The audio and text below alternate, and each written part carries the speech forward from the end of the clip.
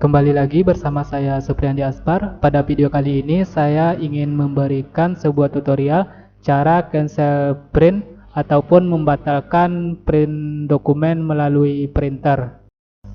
Ketika bekerja menggunakan printer, pastinya kita semua pernah ingin membatalkan dokumen yang sudah di-print, entah itu karena salah print dokumen ataupun karena error pada printernya.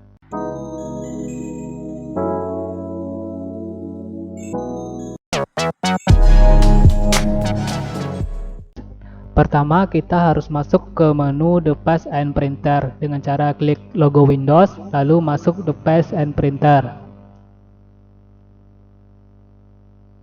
Jika teman-teman adalah pengguna Windows 10 ataupun Windows 11, bisa dengan cara klik logo Windows, lalu ketikkan Device and Printer. Jika ketemu, maka langsung diklik saja.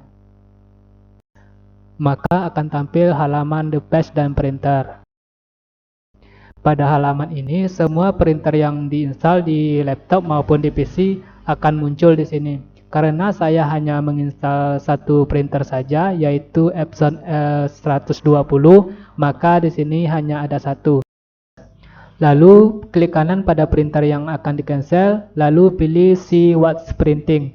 Di sini akan muncul semua dokumen yang sedang kita print. Klik kanan pada dokumen yang ingin di-cancel, lalu pilih Cancel. Jika di sini terdapat banyak dokumen, lakukan langkah yang sama pada dokumen-dokumen yang ingin di-cancel. Selanjutnya, coba dicek lagi apakah masih ada dokumen ataupun sudah hilang. Jika sudah kosong, berarti semua dokumen sudah di-cancel. Terima kasih sudah berkunjung ke channel kami. Jangan lupa tekan tombol like, subscribe, dan aktifkan lonceng notifikasinya agar teman-teman mendapatkan informasi apabila kami mengupload video terbaru. Terima kasih.